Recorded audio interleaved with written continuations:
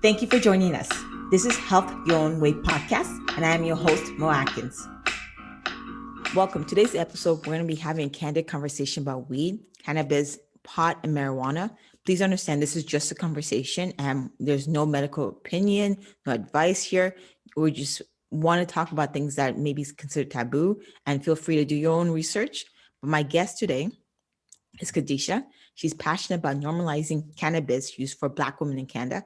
And I really want to say thank you for coming on this platform with me. I've always wanted to have this conversation. And yeah, welcome. Thank you. Thank you so much for having me, Mo. It's a pleasure to be here with you today. Thank you. I think for me, I don't know what the difference is. Let me be clear, okay? I know it looks weird, but weed, cannabis, pot, marijuana, educate me. Okay, Khadisha, Well, educate me. they're all the same thing, first and foremost. And Okay. the names, why the names? Is actually, when you're looking at the names, that's actually the evolution of how cannabis was called over the years. Okay. So the cannabis plant has been around for millennia, okay. All of time. And it's grown in lots of different regions. It was grown indigenously already in North America, but as well other regions around the world. We knew this, right? But cannabis was only prohibited in North America. I can only speak to Canada in 1923. Okay.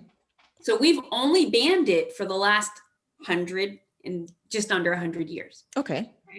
So before that, it wasn't considered illegal, but part of what caused the prohibition of cannabis was the government taking issue with Black and Brown and Latino immigration. So marijuana is what they called the cannabis plant in Mexico. Okay. So so by reterming it kind of marijuana, it was the way that it's how they started their propaganda against the plant. It's a plant, but remember, the government has now was conditioning us to consider it illegal since 1923. So let me get this straight. You're telling me it's only been roughly about, let's say, 100 years. Is it 100 years? Yeah, 100 years. So before, years. Yeah, 90, sure. Thank you. You're telling me prior this was not considered illegal, but then when we had more increase of immigration with different backgrounds, using the plant because they brought it with them from Mexico and they brought it with them from other places. Okay. That's when they suddenly had an issue with cannabis.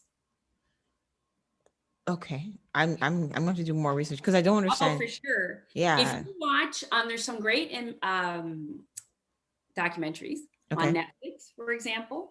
The Grass is Greener talks about cannabis prohibition and the history behind marijuana and cannabis. So calling it marijuana was a way of dirtying it because it was an immigrant thing. Okay. So by making it seem illegal, illicit, that it would make you go loopy, lose control. It was an immigrant problem. That's how they painted it.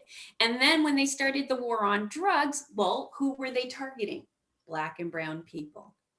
All right. It's a sense of control. Like they realized that, more of those were using it, and, you're going to not stare, but you're going to stigma people and you're going to want to make sure that they're not going to enjoy things that I can see that. And that's kind of sad because I always assumed, and that's, again, my ignorance is that this has always been illegal, like it's always been illegal. Like they didn't change it because of, Black and indigenous people. I can't even say the word, but, I didn't know that. And it's nice to know that. A little shocked and disappointed, really. I am. Yeah. Well, culturally, you come across people in different cultures throughout the islands, but also through, you talk to indigenous men and women, and they'll tell you about legacy ties to the plant. It's colonialism that made cannabis prohibition happen. Okay. There are families that generationally would use cannabis in Jamaica and Trinidad and Barbados, all over the place, in teas, in tinctures, in ointment. What?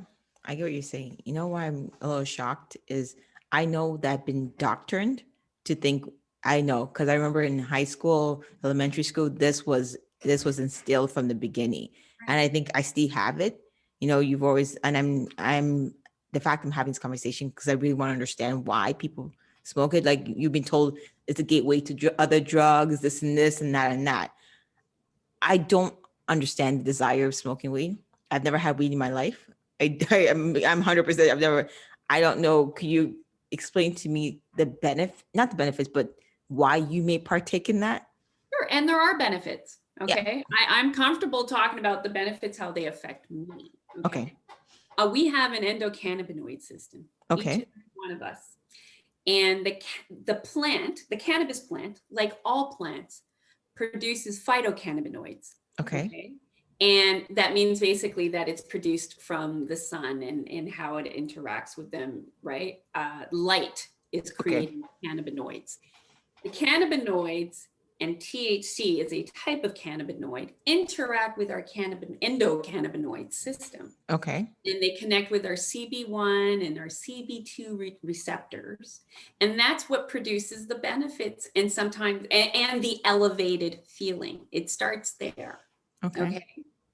But it's also how it interacts with us. So for example, documentaries like We the People, so it's WEED, The People, talk about how the cases of severe pediatric patients like Charlotte Figge and others was what brought CBD, which is a part of the cannabis plant. Cannabidiol is the proper way to call it. Sorry.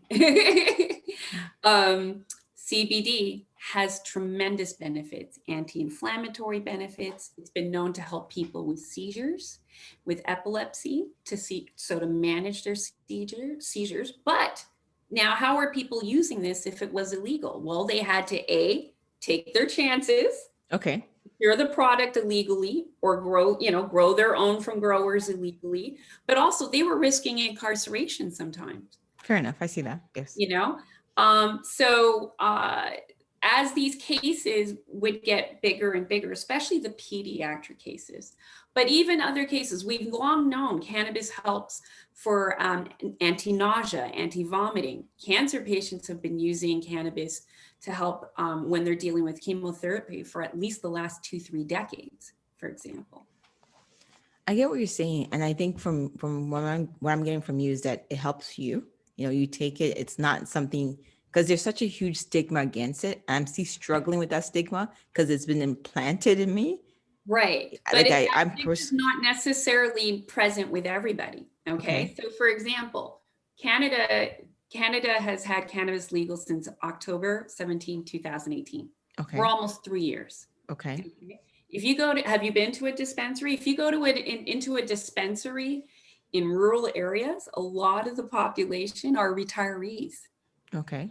So they're using cannabis to help with things like arthritis ailments, anxiety, insomnia at night.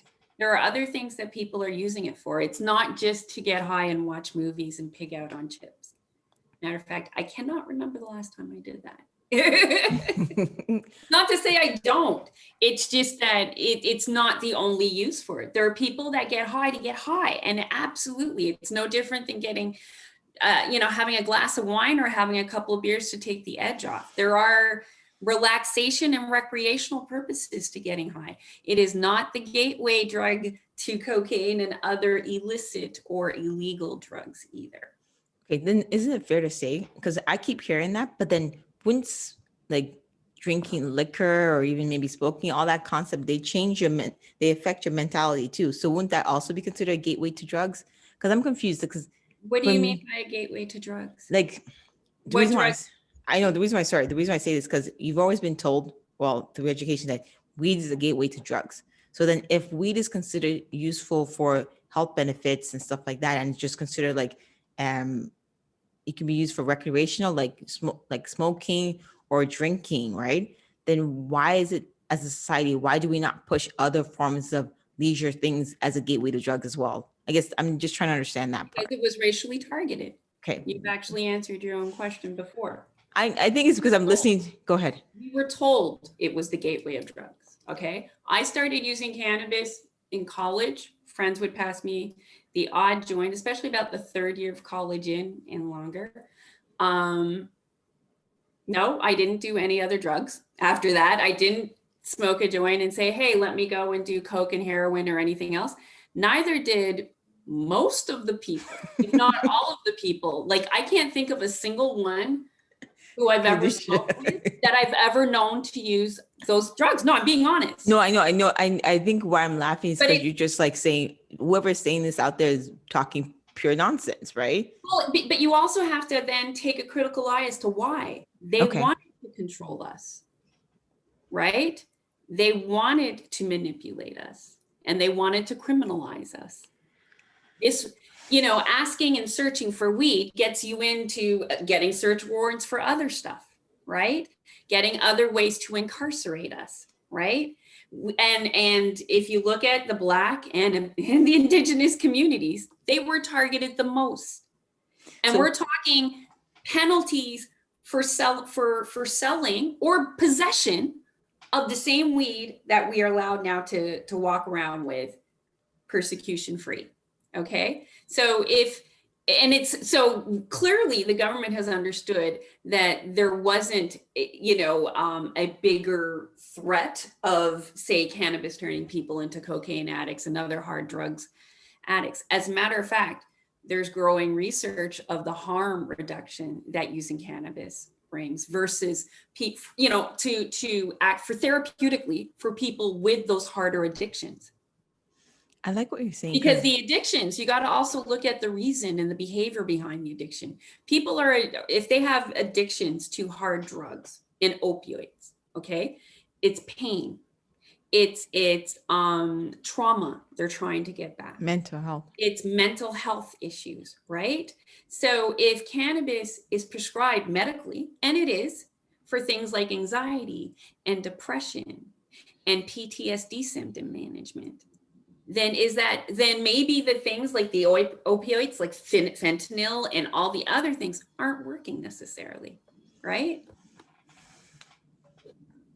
I'm sorry, I'm just taking back because I think I know I came in with some form of stereotype in my head. No, I'm going to be honest, Khadisha. This is why I'm having this conversation. Like, I'm open to be educated.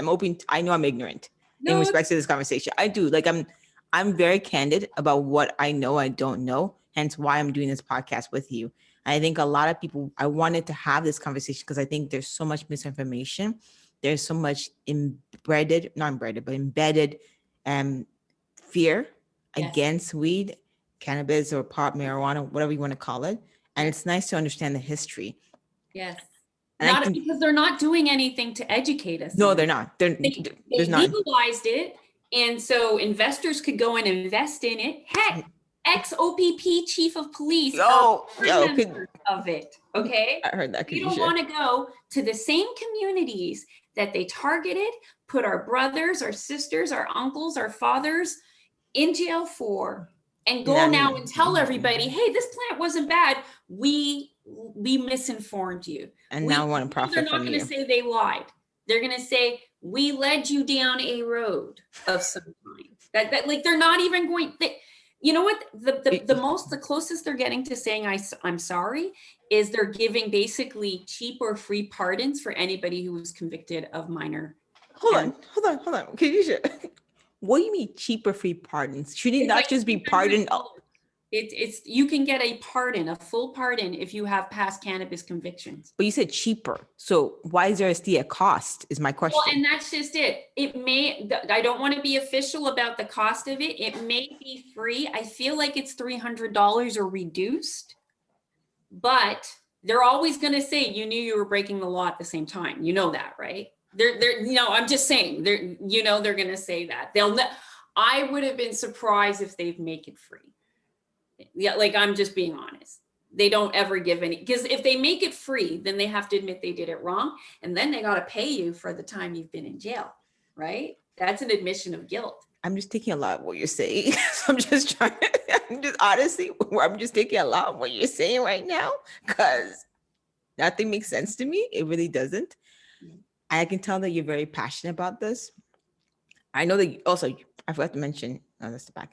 I know you're very passionate about this to the point that you even have your own podcast. Yeah. Khadisha, you have your own podcast.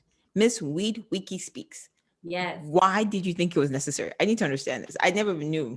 Because there is so little information out there. And for me to do that, I have to tell you the origin story of Afro Cannada Budsistas. Basically, I started using cannabis off and on, like I used it socially. Okay. If I dated someone and they smoked and they passed it to me, I'd smoke it. About 3-4 years ago, I developed bad shoulder pain and I started using it periodically at night because if I smoked, I would sleep like dead. I wouldn't roll around, Okay. and so I wouldn't hurt myself while I was sleeping, and I found it helped.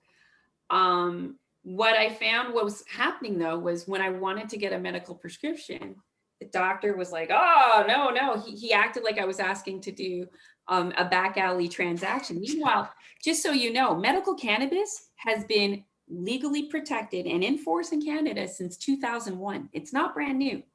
Medical cannabis has been, accessible for patients since 2001. Okay. It's only recreational cannabis that became legalized. That's adult use cannabis, basically, Okay. the proper word. Because we're not even saying it's just recreational. People use cannabis for a whole ton of reasons, as you're learning, right? Yes. The thing is, though, what was happening was with legalization coming that October of 2018, I realized I don't know a lot about cannabis outside of, asking someone, if I needed, say, $40 worth for a couple of joints for, Okay. that would last me for a couple of weeks. With legalization, I realized there was not any education out there, but it still didn't occur to me that I was the one looking for it. Okay. Also, I was finding was legalization had a lot of non-Black people excited about the opportunities for investment, ownership, Khadisha. advertising. And I'm like, I've been using cannabis for a few years now, and I'm not seeing anybody that looks like me. Add to that, I reconnected with an acquaintance I'd met through my cousin over 10 years ago, Natalie, when we were both in a cannabis investment group, an African cannabis investment group. And we were impressed that we even found each other there and that both of us smoked. We got together a couple of days later and we were smoking in my garage. And she said, there has to be more like us out there. And I'm like, absolutely. There's a whole multi-million-dollar industry. I know Black women use cannabis. We just have to show them we're here. And that's what we did. We created a space, an online space first, for Black women to get together and learn about cannabis, talk about cannabis they use, cannabis they grow, how to roll. A lot of us learned from brothers, ex-boyfriends, husbands, whatever. Some of us can't roll. Some of us are amazing at it. We teach women hacks on how to roll a joint if you don't have any pre-roll cones and things to make it easier, like little devices. We introduce them to little devices like, personal vaporizer devices. These are ways we can use cannabis inside without lighting up a joint and smoking up the house. Oh, I'm not well averse to any of this. There are vaporizer pens like this that contain CBD. So there's nothing in this that's going to make me high. Okay. It's the CBD that's helping my anxiety and my depression symptoms and my inflammation, for example. Okay. When the pain gets too bad, though, I want something with THC, so then I will move with something stronger. But I have devices that allow me to use cannabis indoors without even lighting up a joint. And we haven't even talked about edibles and capsules. You can get oil capsules. You can get teas. I have teas. I like this. That's if you have trouble sleeping at night.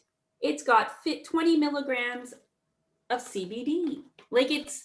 There's entire products to help people, but not enough of our community know about it. So having a space like Budsistas and members like me who want to inform people about A, what's out there, B, the businesses Black men and women are starting or conducting or thriving in the cannabis space. I'm bringing that out there to all my listeners.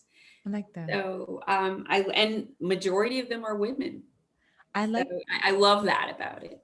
I think you can hear the passion and you can see the passion because you just light up. And I think, you know, you do. And I think it's fair to say a lot of women, a lot of Black women, you do learn from, you know, your significant other, your boyfriend, stuff like that. And you don't really have safe space, and you've created that safe space. You also provided the podcast to educate someone who really wants to understand more. And I didn't I didn't think there was a community of women like that, because I think it's not in my realm. But it's nice to know if you are watching or listening and you do smoke weed, you know, reach out to Khadisha, because I think having a safe space to understand or learn more, or if you're interested, is a good start, because you don't want to be led in the wrong way, because there's different mixtures and stuff like that. So you want to understand. Is that fair to say? Yes. No. And you know what? Whether you decide to walk into an illegal dispensary, whether it's in Ontario, Alberta, anywhere in Canada, or you go in an Indigenous dispensary, or even if you decide to roam online on any one of the retailers and pick your own, checking out like a podcast like mine, there are different guests that can give you different insights into all those experiences, either because they bought it themselves, or they're talking about what they know that's out there, or they're business owners themselves, you know. And like right now, Black men and women probably make up, what, 4%, I believe was the number of owners in the cannabis space, in the Canadian cannabis space, but that's changing and it's growing. You know, even as recently as this month, I know of 2 new Black owned dispensaries one in downtown Toronto, one in Burlington, that are just opening up. I think from when I first started hearing about this dispensaries, I thought it was the startup, it was expensive. And a lot of people that would be interested had criminal records that they couldn't open it themselves. And they've been selling it for a while. So with the pardon, I hope they can take the opportunity to open up their own shop as well. Yes, and that those people are still active in the legacy market. They do not call it the I know you mean. I like when you said the legacy market. What? I caught that, Khadisha. You know what? We don't call it marijuana either. We call it cannabis, because we acknowledge that marijuana was to stigmatize it negatively. Okay, you know, fair enough. And I mean, there's nothing wrong with calling it, but I'm just saying it, recognizing the racial background and how it was used. I like that. And I really want to say I appreciate this conversation, honestly, 100%. Because even I can now see that, you know, my ignorance was in my face and I wasn't aware, and I wanted to have this conversation. And I think if anybody is, you know, having their light bulb open like I am right now, and what is the best platform to reach out to you to learn more or follow your services and what you offer? I would say the best platform is to check out our website, which is www.afrocannadabudsistas.com. And also check out my podcasts, which are available anywhere you listen to podcasts. They're on Apple, Google, Spreaker, Anchor, Spotify.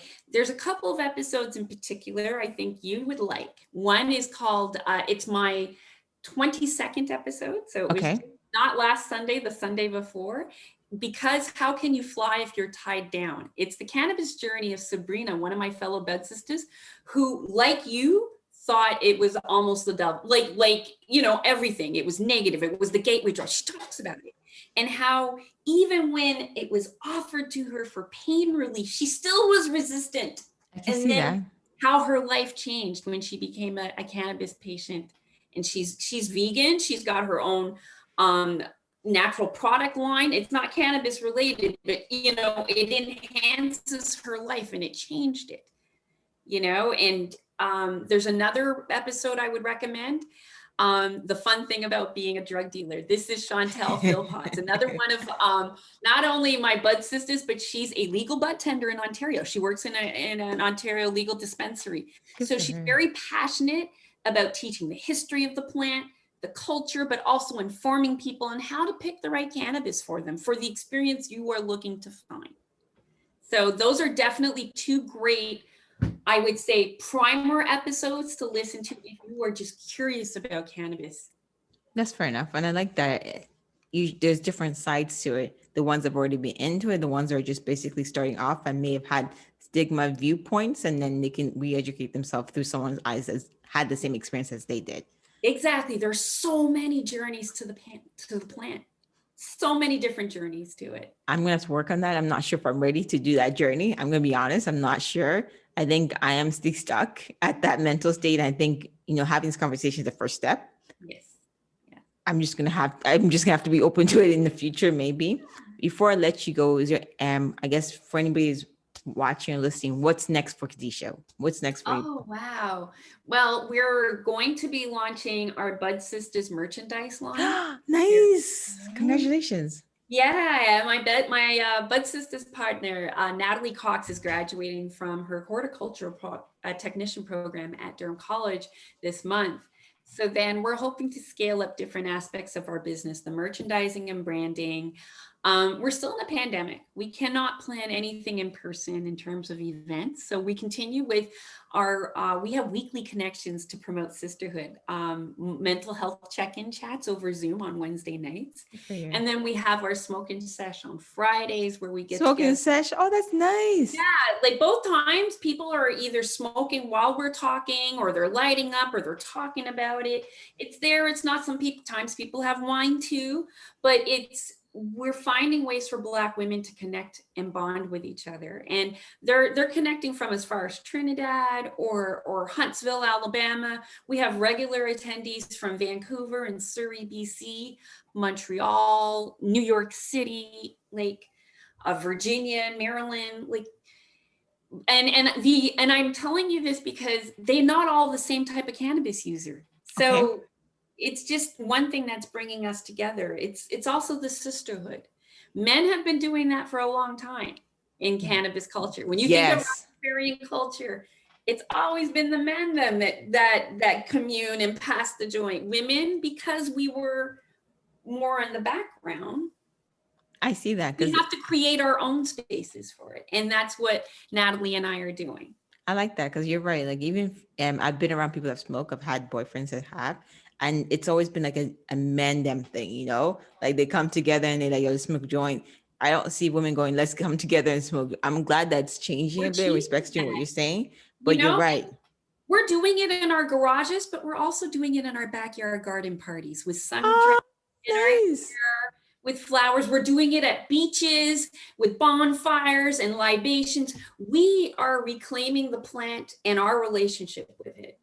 That would be the best way that I could sum it up. We are Black women who smoke, and we create the environment we want to put the plant in. I love that. I want to say thank you again for being part of this platform. This conversation has been enlightening on so many different levels. So glad. We're glad to have you join us. Don't forget to subscribe, leave a comment, share with anyone that needs to be empowered and inspired, and don't forget to join us next week for the next episode of Health Your Way Podcast. Have a good day, you guys.